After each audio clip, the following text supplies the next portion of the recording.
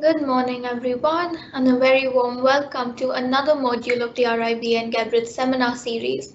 Thank you, everyone, for joining us this morning for the fourth module of the seminar series.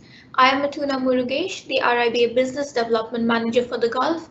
I hope you and your families are all staying safe. So, to kick off today's session, I'm pleased to let you know today's session has been specifically developed for the Gulf context of construction.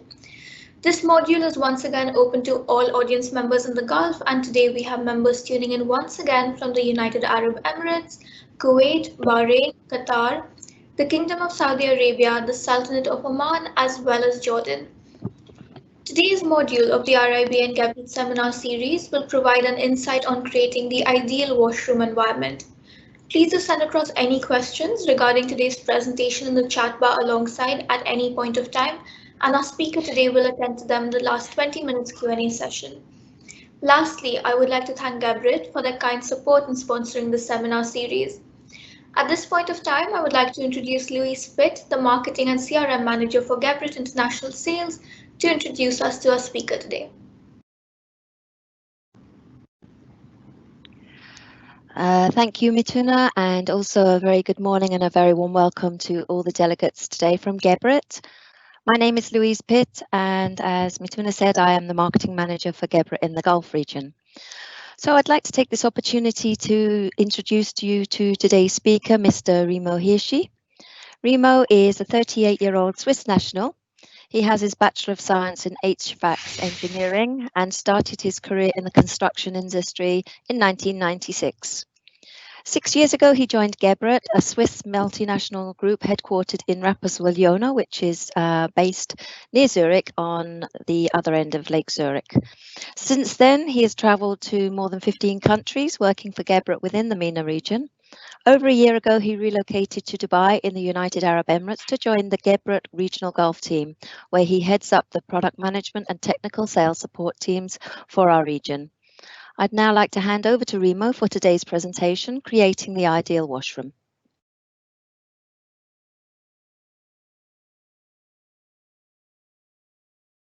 Good morning, everybody, and thank you for the introduction. And again, thank you for your interest and joining this webinar. So this is already the fourth module.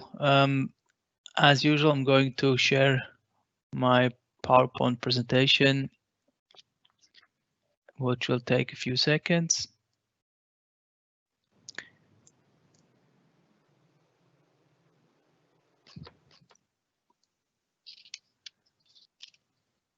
And yeah, so this should be on now. It's the fourth module. Like basically we were talking about building drainage without compromise. In the first module, then we discussed about siphonic roof drainage. In the third module, the topic was how to embed acoustics into design. And today, the topic is called the ideal washroom environment, which leads us to the agenda of the next minutes. So the ideal washroom, the topics in there, what we look a little bit more into detail are about touchless sensor technology, water saving, how can we save water in the buildings. Then when we talk about water, there are two main topics we distinguish. It's about certification of products itself. We look what do we have here in the region, and then the other side of it is the green building certification. So there are the different standards or different programs, and we have a look at the major relevant programs we have here in the region. To start with, we start with the introduction to Geberit. As usual, I will do that with our corporate company movie of 2020. Enjoy.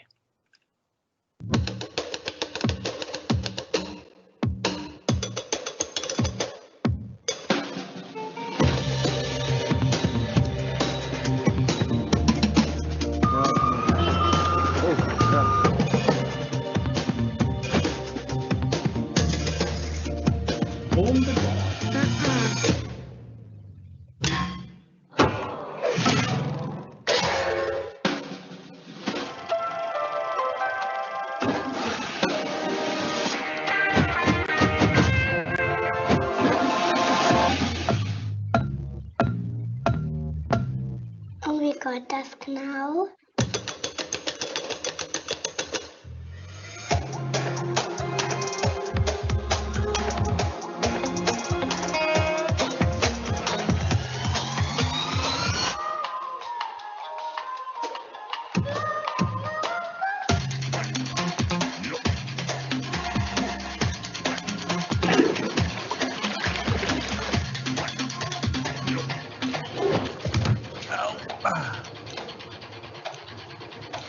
And what about the pipes? Huh?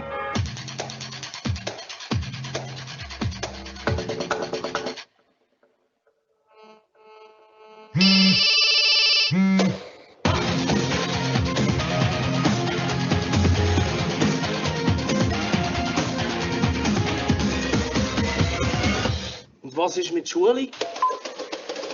Und was ist mit... Und was ist mit... Und was ist mit...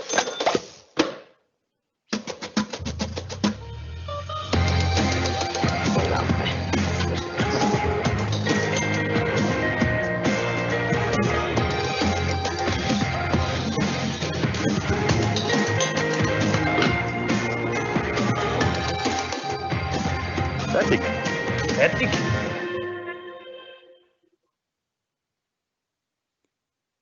Yeah, that is our corporate company movie for this year, 2020. And to summarize, we are a European market leader in sanitary products with a global presence. You could see we are available in more than 120 countries worldwide. We have powerful brands such as like Geberit, of course, but also other brands like Colo, which is very famous in Poland, or Twyford from the UK, which we also know here in the region. We have a successful business model, which is the push and pull principle. So therefore, for example, in our main market, Germany, we have over 400 technical advisors and consultants out in the market to work on the pull side and to give outstanding service for our customers. Some key figures about the companies. If you are interested in detailed figures, just recently we released our half-year 2020 results. You can find really all the detailed information about our figures and performance on our corporate website, which is www.geberit.com. But our house number is around 3.1 billion Swiss francs in net sales. This achieved in 50 countries with our proper sales organizations. Roughly, we are 12,000 employees, and our 29 production sites are as close as possible to our key markets, which is mainly in Europe. If you look at our products or product range, we just divide this into three major product areas, which are the installation and flushing systems. And basically here the installation systems is what Geberit is very famous for, the flush tank, the concealed systems with its actuator plates. Also, we do have drainage and supply systems. In building drainage, we went a little bit into detail in the module 1 and 2, basically waste and soil drainage and siphonic roof drainage. These are our two main focus areas here. And when it comes to supply, we separate here from material perspective, like we have steel, carbon steel, stainless steel range for industrial, or for also for all the different medias, pressures, temperatures, and so on. And we have a multi-layer or different multi-layer systems as well. Third area is the bathroom systems. So basically everything in front of the wall, from bathroom ceramics and furnitures over showers and bathtubs, taps and controls. We look a bit into this today. When we talk about Geberit and taps, then it's mainly for the public or semi-public areas with touchless technology. We also have waste fittings and traps. So this is all about the shower solutions, waste traps for the other applications. And then also we do have shower toilets in our range, which then summarizes the three areas with 9 product lines. If you look at the product range, there we can demonstrate this in a nice practical case, how this all then comes together, because that is, in our perspective, what is essential to form out of products a complete system solution. Know-how installed is our claim for everything behind the wall, and this is basically the DNA since a long time from Geberit.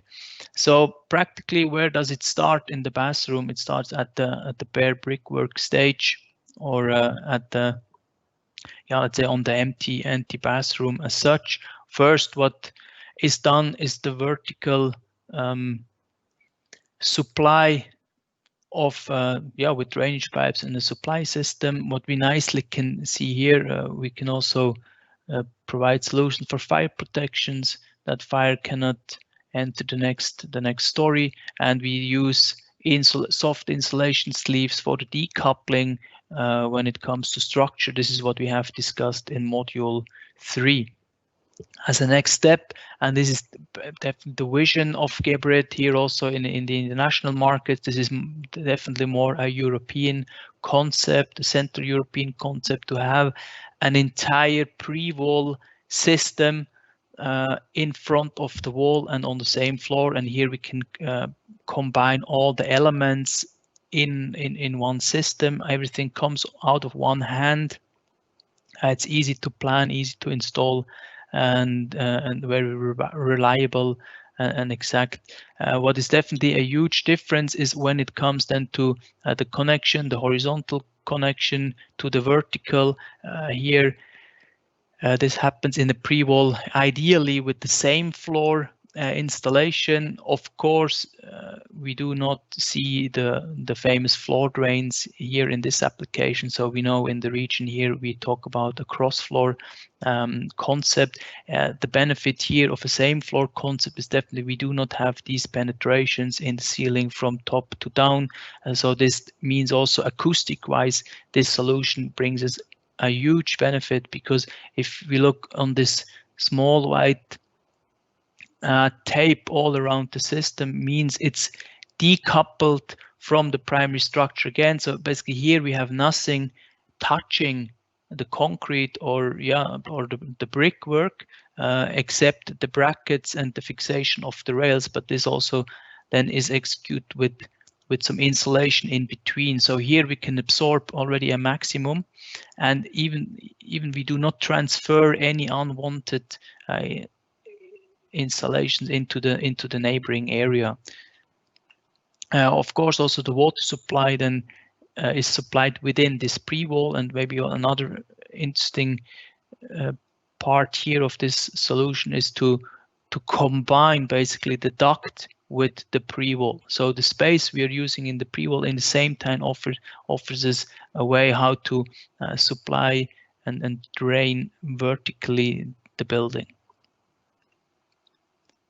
After that, we have the covering with plasterboards as usual, and in the end, the tiling and the final products in front of the wall. Like here, what you have seen from the bathroom systems, we have all the solutions, and basically then when it comes to the claim of Geberit in front of the wall, it's about design meets function. So it's all about the functionality, the usability, and the comfort for the user. This combined with an attractive design. So this demonstrates pretty well how the product range comes together and unites an entire bathroom solution, and this is how with Geberit we can create a bathroom environment.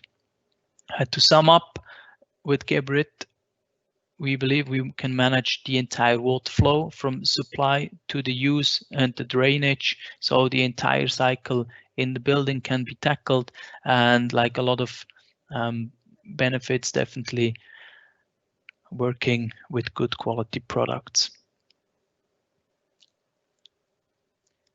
So now when it comes to the ideal washroom, what do we mean by the ideal washroom environment? Like easy to clean, self-cleaning, dirt resistant, no touch or touchless. So definitely it's about cleanliness.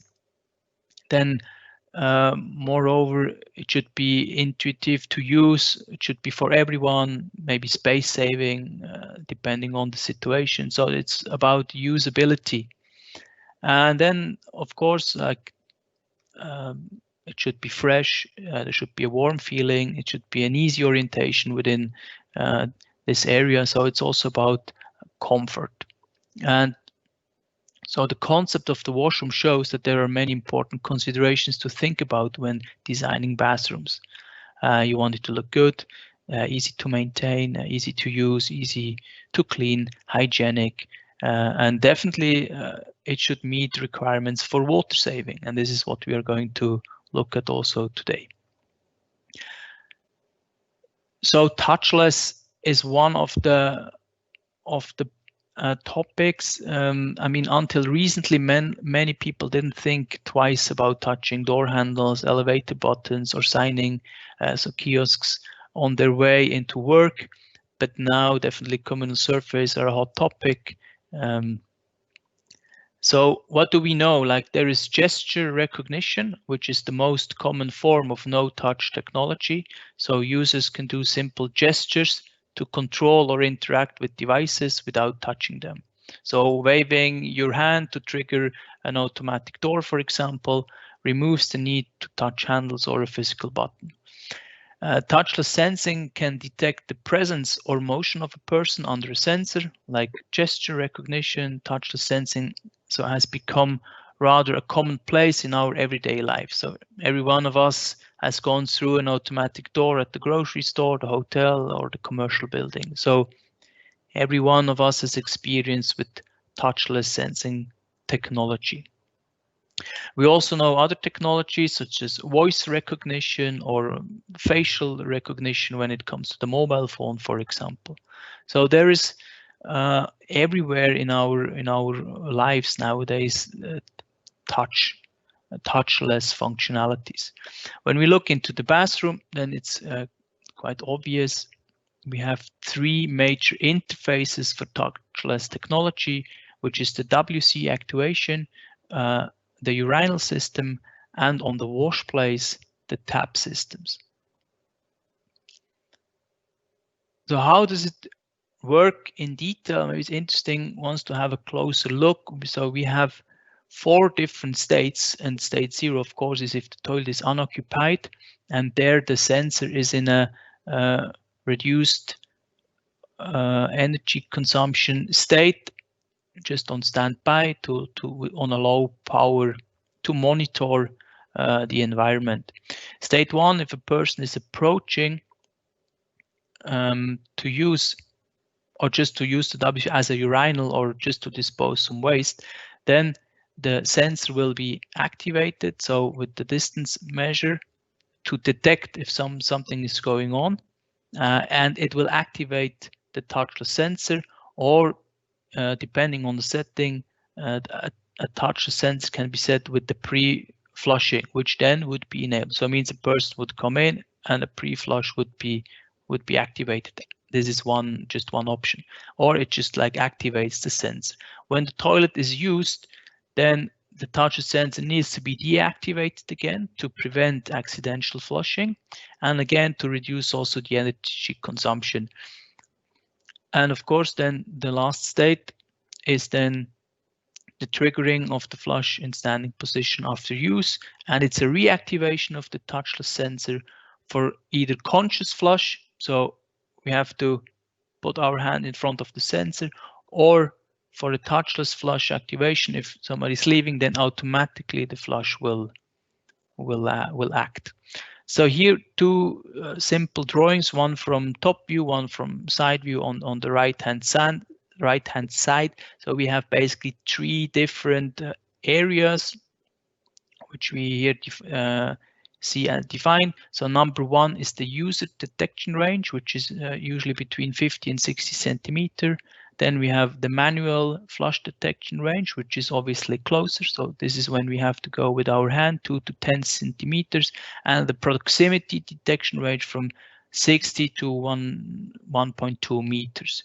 And for number 1, the user detection range the angle is relevant. So we have seen if somebody is sitting, then we need to have an angle of 20 degrees at least to detect the person.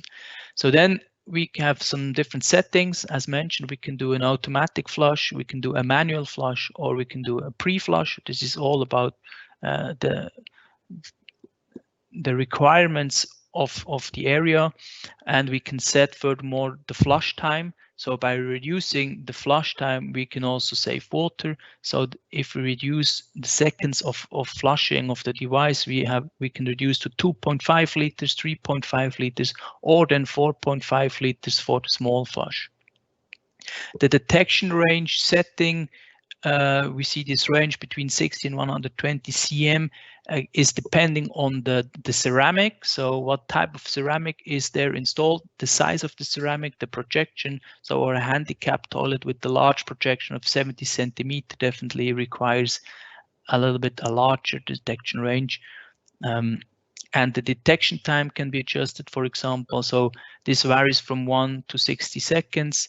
Or the delay time of the flush can be set from 1 to 15 seconds, for example. Definitely, these are all details which mostly are not really looked at in detail, because the factory settings which are given, they suit the common, or say the most practical cases. So as well with touchless actuators, we can flush both, like small and big flush. This is just by the time the sensor is penetrate, let's say. So for the big flush, the hand has to be held in front of the detector for a short moment, 1 second. Big flush will be released, or like just walking away from the sensor will have the same effect. This is what in public areas is the case. So people are moving and it will flush automatically. Or for the small flush, 3 seconds are required, then it will flush only small. Maybe more important for semi-public areas. So as an overview, we have, of course, concealed solutions with different designs and different types which are available, like semi-public, public. Also the materials play a role: stainless steel, screwable, anti-vandalism. So these are all criteria which lead then to a decision. More importantly, there is two type of supply. So either mains or battery are there. As an overview for the WC flush controls, we can put that into 5 categories: touchless automatic, automatic or manual, with infrared technology, what we have seen, and then battery and mains, but also for handicap solutions on pull-down rails. This then is done over radio technology or with wire technology. So if we have a actuation on the handrail itself, it's connected over the radio then with the cable with the system. So the WC flush controls, yeah, touchless actuation, definitely for the hygiene. Continuous operation, must be easy to clean, adjustable on interval, flush, pre-flush, whatever, easy to maintain, battery and mains version. Water saving here is significant. So by reducing the flush from 9 to 6, well, 6 is now the let's say the factory setting, or now more also going into 4.5. We'll see more of that. Small calculation, quite impressive how much water can be saved with the flush. So important also that to have a matching ceramic. We cannot forget, or basically everything needs to come together. The drainage pipe needs to be sized right. If we remember also that filling ratio, what we discussed in module 1, the ceramic needs to perform with less water, very important. And then we have the system or the tank, let's say itself, which is working with the technology. When it comes to taps, there are different taps. Yes, of course, wall mounted, deck mounted, also with infrared technology, same technology as with the WC. different programs can be set here as well, or also different time of the amount of water coming out of the tap. Yeah, then depending on what washroom you're creating, there is other important topics like vandal resistancy, water saving mentions, and we have mains, battery, and self-sustainable. So the self-sustainable is quite interesting. So what we see here, we have these three options: mains, self-sustainable, and battery. And for the self-sustainables, we're going to have a quick video to see how this works.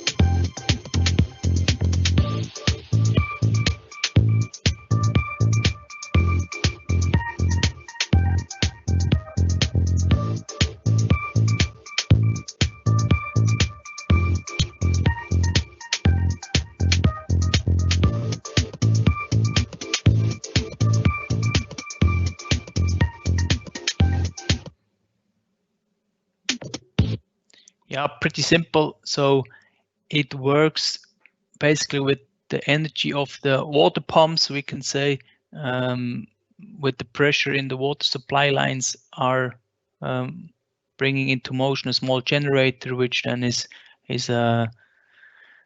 stored, converted into electrical energy, stored in a battery, and is used for the infrared sensor. We need to understand that this requires really a minimum use. So we need a frequency in the bathroom to make this work, and as well, it's a little bit disadvantage for our region.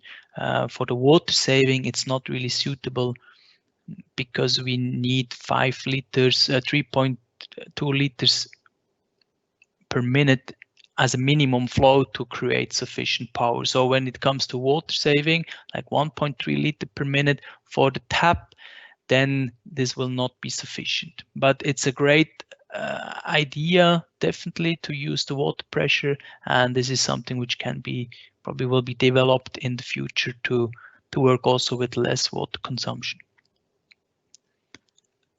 To finalize the taps, there's another great video which gives you an overview on what are all the features with tap solutions when it comes to creating the environment. So there are a lot of aspects which can be covered with the taps, from flexibility, maintenance, vandal proof, and so on. And this is very nice, summarized in the following short clip.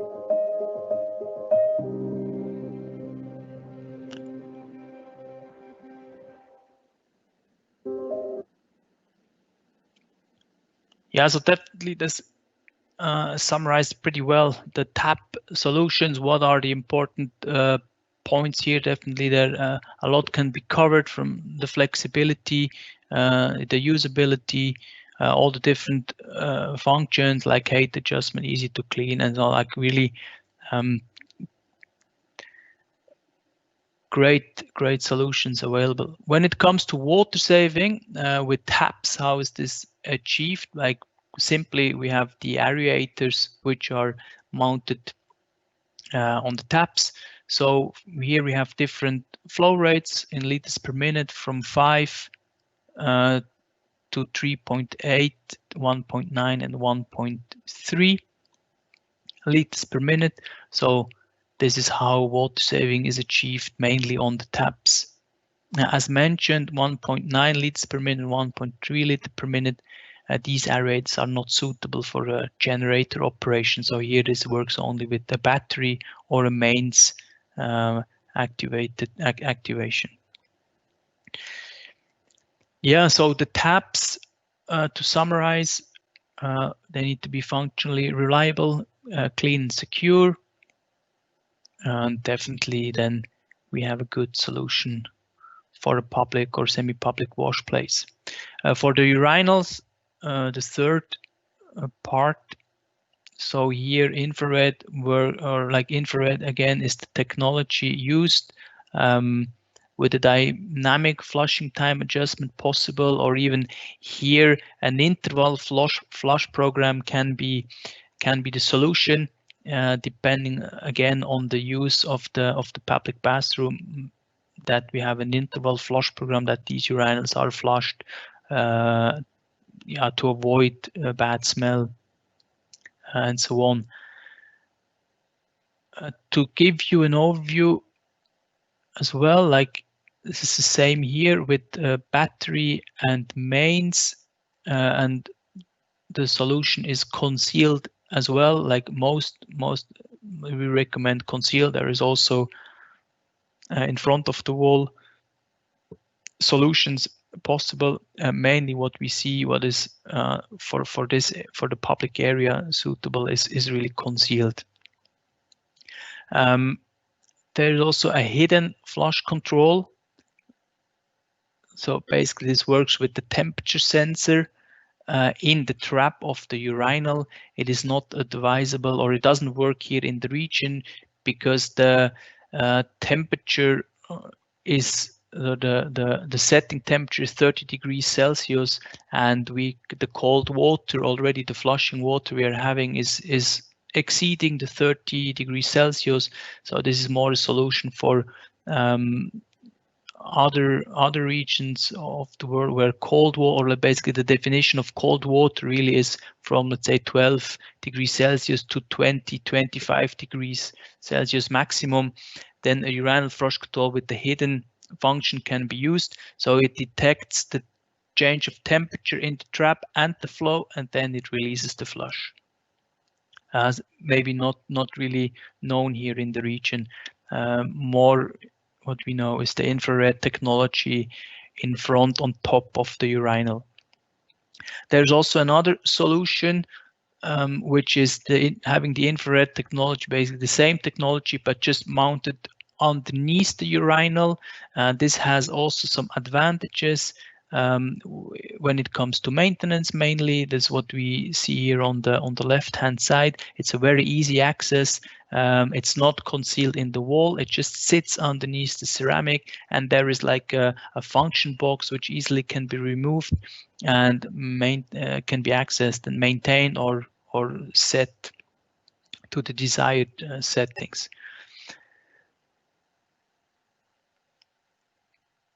For the shape of urinal ceramics here, it's important to it's interesting to have a rimless or a rim-free ceramic as well, with the best possible performance. So of course it needs to be an aesthetic design, but mainly in the focus or urinal ceramic is really the performance and the flushing of the maximum surface of the ceramic. Now to the topic of water saving, as a short introduction, for example, the Dubai Demand Side Management 2013 aims to reduce the Emirates energy and water consumption by 30% by 2030. And it's a fact that UAE ranked 9th in 2014 among the top 10 nations in the world in adopting green building practices. So water saving definitely is has a high priority, and measures also are in place, which we will see afterwards. Another example is in Saudi Arabia, which is among the top 3 countries when it comes to water consumption after US and Canada.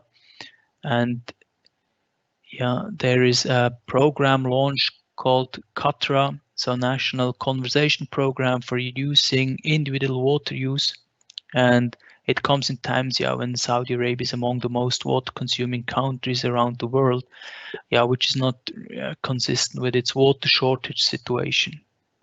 So here the plan is to reduce the water consumption per household to 150 liters, which is definitely a good target to achieve from 2020 to 2030.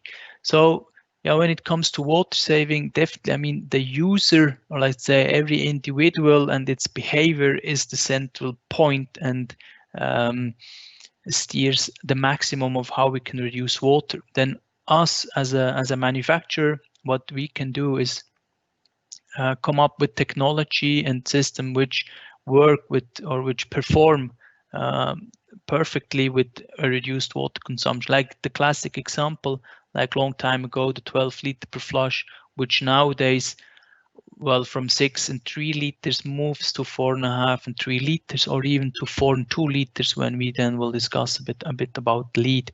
So the flushing of the toilet definitely has the big impact, but of course then taking a shower or washing your hands or taking a bath as well is really relevant. But here then it depends, of course, how long we taking the shower. We can reduce the flow rate, but still, if then we increase the minutes using the shower, then still we have the water consumption. So water saving is definitely about technology and products, but at the end of the day, it's about every individual's responsibility. So yeah, this is like what I mentioned, the individual usage of each and every one, which has access basically to fresh or clean water. And yeah, us, the companies, really, we wish to set new standards with the products to have continually question the limits of what is possible. And thanks to targeted investments in research and development, Geberit is, we can say, a global driving force in the field of sanitary technology. So we combine the cutting-edge technologies with comprehensive know-how in order to sustainably increase our customers' quality of life. So we separate product certification versus like building certification. So it's about certifying single products, and here we know a well label, a water efficiency label, how it's called in Saudi Arabia, what we see on the left hand side, or in the UAE, what we know from ESMA or under ESMA is the green label, where we have 5-star or 4-star products. Then of course there is tons of different other labels around the world. Here in our region we have these two, which are important. When it comes to certifying an entire development or the certifying a building, we have SDDAMA, Pearl rating system from Abu Dhabi, Al Safat in Dubai, BREEAM, a UK system, or LEED, which comes from the US, which has also more and more international importance. So about certification, yeah, then in Saudi Arabia, we know from SASO, in short, the technical regulation for rationalization of water consumption, the WELL program, which comes with a certificate per product, and we see here again the mentioned categories from shower heads, mixers, taps, toilets, and basically in Saudi Arabia relevant are the HS codes, and then we have the flow rates, maximum flow rates in liter per minute per these devices, which are regulated, and all the products entering Saudi Arabia need to have a product certificate of conformity plus a well water efficiency label. So nothing else will be available on the Saudi market than these rates. In the UAE, the ESMA green labeling scheme for water fixtures basically also has defined product types and then distinguished between 4-star and 5-star products. And accordingly, if you take, for example, the toilet flush tank, a 4-star would be 6 and 4 liter flush, 4.8 for single flush, and 4.53 liter for the dual flush, 4.2 for the single flush. So here we still have the possibility of a 4-star product, which is a bit the old standard in Saudi already. It's only compared to what we have here 5-star, so it's a bit less strict basically. When it comes to green building, we have, as I mentioned, Al Safat, LEED, BREEAM, Bashil, Estidama as the most, let's say, top 5 here in the region, and which are in place. Some are in place since, or founded already in 1998, 1990. Others are younger, newer, Estidama 2010, 2019, Bashil, and they have different measuring systems, how to measure them, or basically how to achieve a certificate. So applicable region, you see here one specifically for Dubai, LEED, BREEAM, the international ones, of course, for the whole region. Bashil is in Ras Al Khaimah, Estidama Pearl rating system in Abu Dhabi. So how does Al Safat, for example, works? When it comes to water effectiveness, so there is a lot of different sections. When it comes to water efficiency, we have bronze, silver, gold, and platinum, and it starts for water efficiency in the bronze category. So usage of water efficiency fittings, then in this chapter 601 is relevant and basically needs to comply with this minimum flow rates. The silver category then also needs to comply with the water efficient fittings 01.01 category, plus the usage of condensate drainage, and for a gold rating, also on top of all the measures, the wastewater needs to be reused in addition to all what is above. But relevant again here, see the fixture types and then a minimum flow rate which is defined. Al Safat looks pretty, it works similar. Or no, basically this is Alpha just to show you the chapter. So there is many chapters which comprises different services, and chapter 6 then is for water fixtures, what I just have explained before. The LEED, created in 1998 by the US Green Building Council as a non-profit organization to expand sustainable building practices. And how it works here, we have 7 different evaluating categories, and as well we find the water efficiency, and then it's about different points. And so certified silver, gold, platinum, similar to Al Safat from the categories perspective. And when it comes to water saving, again we have fixture or fittings, and here is what we have discussed as well. It's the toilet, the urinal, and the public faucet with 6 liter per flush baseline, 3.8 for the urinal, 1.9 liters per minute for the public faucet. Then we can go definitely below this baseline, and then relevant is the percentage of how much more below the baseline we are going, and then we can achieve extra points for the entire rating system. And total points for water efficiency are 10, and it is about 10% of the total LEED rating system. The BREEAM is a UK-based certification rating system, and to receive BREEAM certification, building project must earn scores to achieve different levels of classification, and there are 6 levels of classifications, what we see here from outstanding to unclassified, and also there is a star rating together with the rating. So from acceptable to outstanding, and the main output is then to assess a BREEAM rating.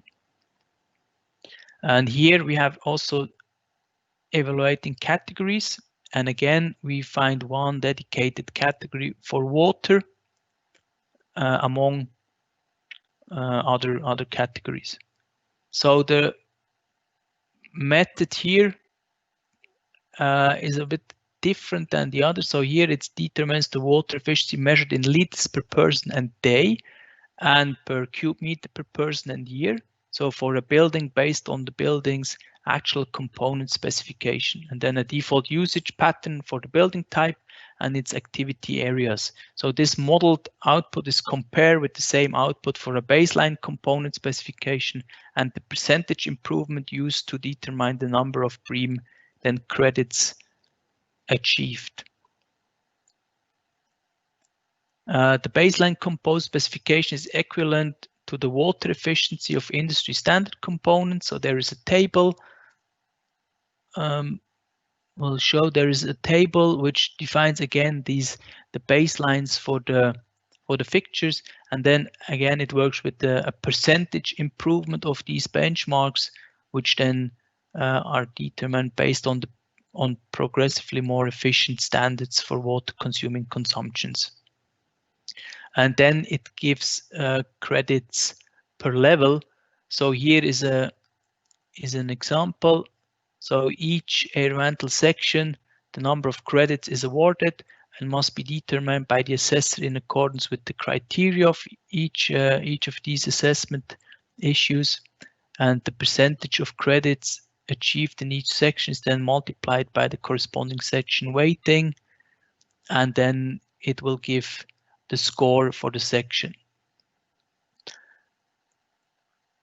So basically it works with, you get credits by reducing, simply say you reduce the water consumption, you get credits, and based on how much percentage you reduce your water to the baseline. So baseline is a 6 and 3 liter flush, you can reduce percentage, you get credits, which then comes into the calculation for the water saving.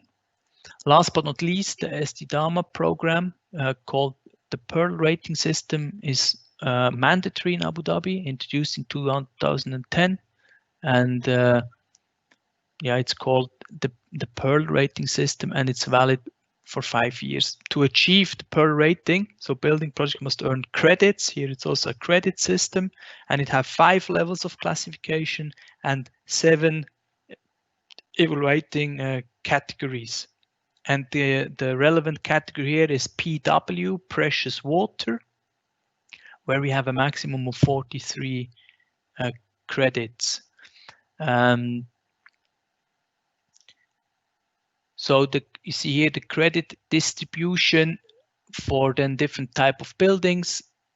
In the precious water category, yeah, basically it's improved interior waste use reduction as a category, and we see also we have the different fixtures again with a baseline and then a percentage of reduction, and based on this percentage, points will be achieved. I think this can be summarized quite easily. It's nowadays in the region, it seems the standard is really going for WC flushing from 4.5 and 3 liters per flush. It's important to have to consider the entire system, mainly the ceramic. So really the ceramic bowl performance need to match this performance, that we really have a sufficient effect of the WC. So we see really from 6 and 3 liters. Now we are moving to 4.5 and 3 liters here in the region. For urinals, it's 0.5 liters per flush, which will be definitely the new benchmark for urinals. And for taps, it's 1.3 liters per minute, which is the value, the relevant value. And when we have solutions which come with these factory settings, basically, then we are already sure that we will comply with regulation, or basically the products are certified with the label. So this label guarantees you have these settings, and basically if you're free of mind when you're planning for a building certificate. The only difference, if you want to achieve the maximum points in LEED, then there we talk about a 4 and 2 liter setting, which is then a little bit below, but again, then it's very crucial to also to have the right ceramic. And mainly the most ranges of ceramics are now able for 4.5, 3 liter. 4 and 2 is still not yet on the same quantity available when it comes to this reduced flush. So on this note, I would like to close my explanations and presentations, and we would go to the next chapter, which is the Q&A. Thank you very much for your interest and for listening also here for the 4th module. Thank you very much.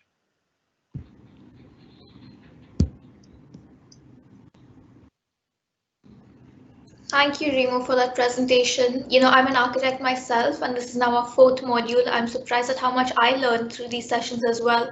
So very interesting module. At this point, we will move to the Q&A session, which will be limited to 20 minutes. Please submit your questions regarding today's presentation on the Q&A bar on the right if you haven't already, and Remo will answer them. So we do have one question that's come in.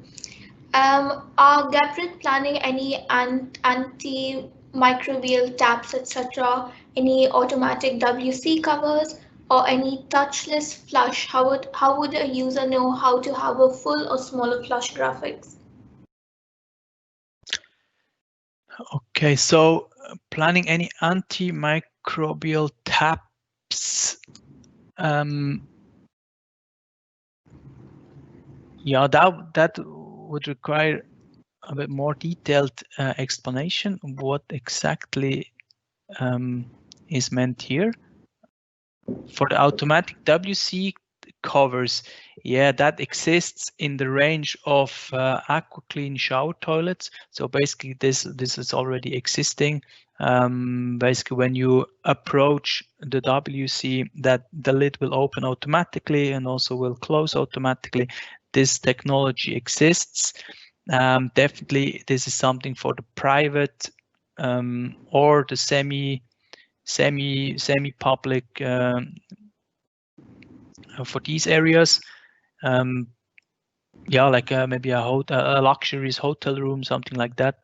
It depends, of course, a bit. I mean, the tricky thing here is like if people are not used or they do not expect this kind of technology, then they will try to open by hand, and yeah, then this can damage the seat itself. But definitely already exists. Then touchless flush. How would the user know how to have a full or small flush graphics?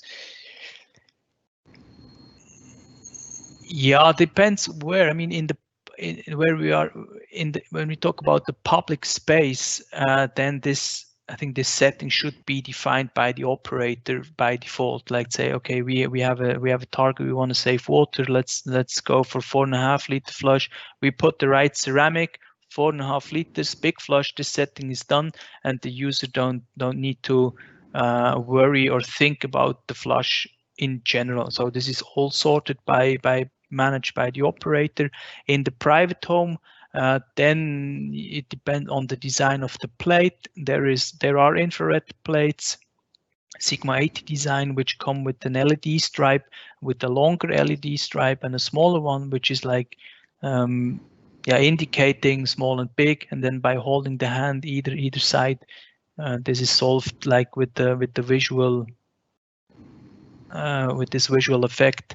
The other one, I think definitely almost nobody knows that by the time 1 second, 3 seconds, you can also manage the flush. But again, I think this application is really in the public bathroom where it should be managed from the operator. Thanks, Remo. We have a question from Sandra. Do Geberit have any wastewater solution products that can be incorporated? Yeah, definitely, and we are the right partner to discuss about wastewater solution. Drainage is a topic. We have an entire product range for this. We have design support. Definitely. So we have a continued question actually from Robert, after the first question. He mentioned antimicrobial tend to have copper. He also mentions there are covers on the seat which are automatically replaced, not the raising, etc. of the actual cover. Mm-hmm.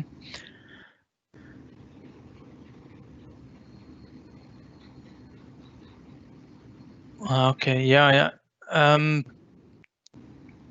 So far, if I just think into our research and development pipeline, first, like what is developed in the backyard or in the labs in our headquarters. We here out in the field or in the market, we are always introduced like 6 months prior to launch of a new product, or like the trends are presented usually during ISH trade fair in Germany. This is where Geberit reveals the big news.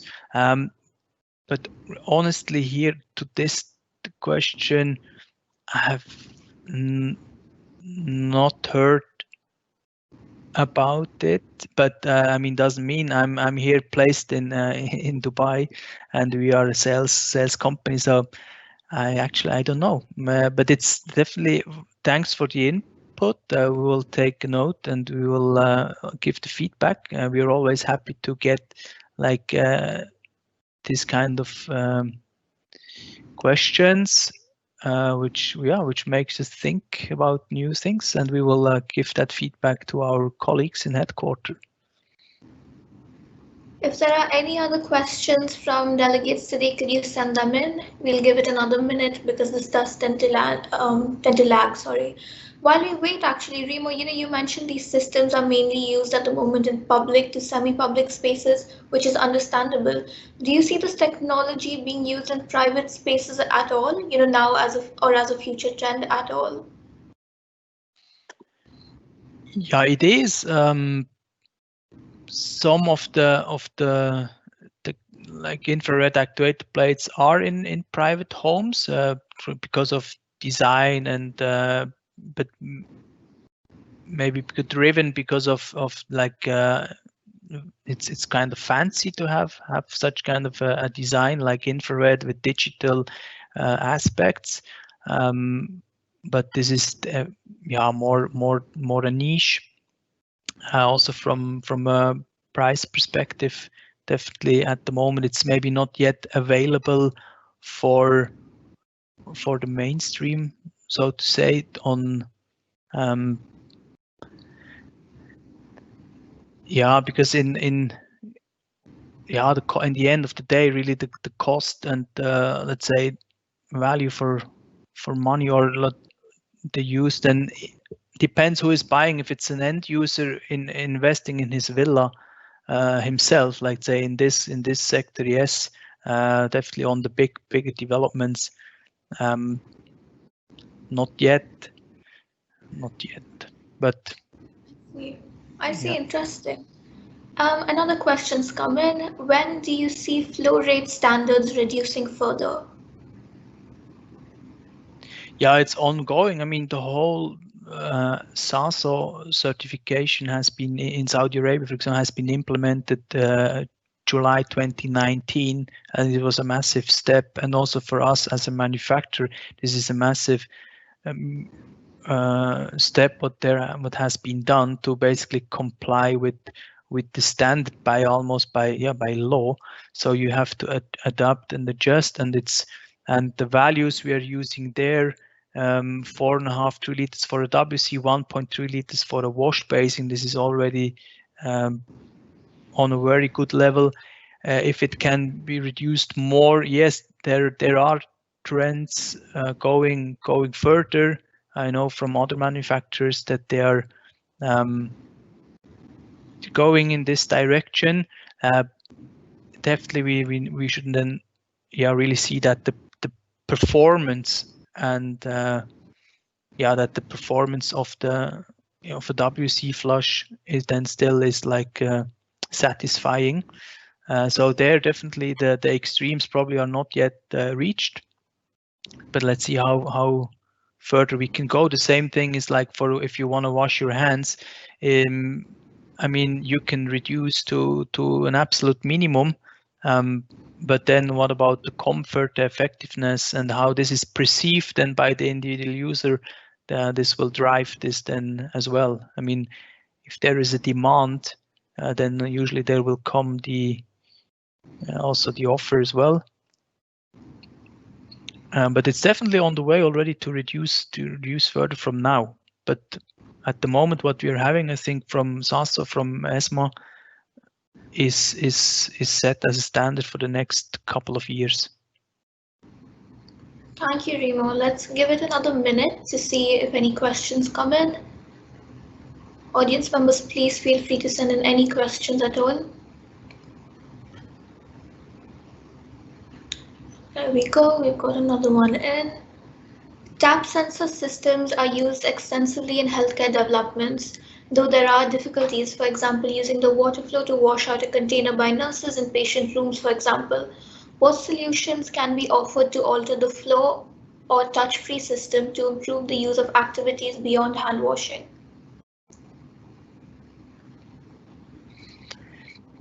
Yeah, the most simple answer is by exchanging the aerator and going for 5 liters per minute. Which has an impact on. In Saudi, for example, it would not be possible. By extending, like, I mean, there are also in gastronomical kitchens, we know that there are more or higher flow rates required. I mean, this is possible. You need to have a bigger tap, let's say, with more flow rate, and also a supply system which is dimensioned accordingly, with a bigger connection. So standard wise, you have like a 1/2 inch connection for the tap. If you go for the more almost industrial mixers, or the bigger mixers, they come in a different dimension, so everything is sized bigger, and also your water supply system then is then already a 3/4 of an inch connection, and the pipe size behind the wall accordingly also needs to be increased. I mean, it starts with what you supply from behind the wall. If you have sufficient water in your pipes, like from pressure, size, and flow rate, you have it. So then it's about what are you putting in front of the wall, what kind of tap. Basically, first of all, what size of tap. All the common touchless taps we know are for, like, say, maximum 5 liters per minute, and then you go further down. Another question just in. To what extent is Geberit offering Revit support, so in terms of families, model assessment, or Revit specifications?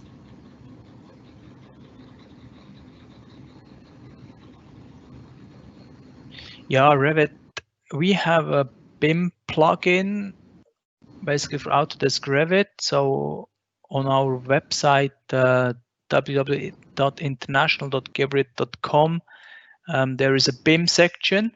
From there, you can download a plugin for Autodesk Revit.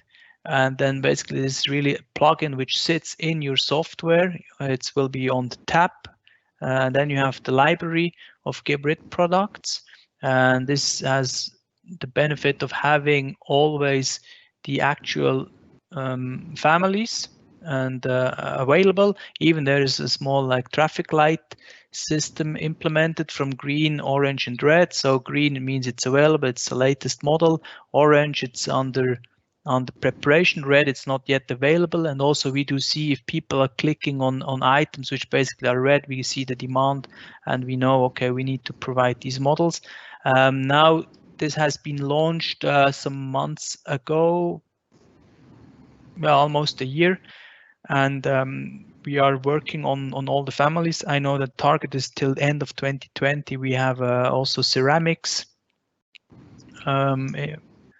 families available. So really, I think this is something unique and a great tool to have a all-time updated country-specific Revit portfolio available in the software by drag and drop then into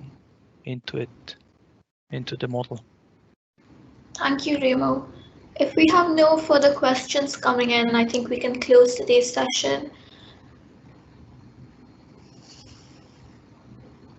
Yep, I see no further questions coming in, so let's close today. So thank you everyone for that seminar. Thank you, Remo, for that seminar. I would also like to thank our audience spanning across 7 countries in the Gulf today as well. Thank you once again, Luis and Remo, for the wonderful presentation.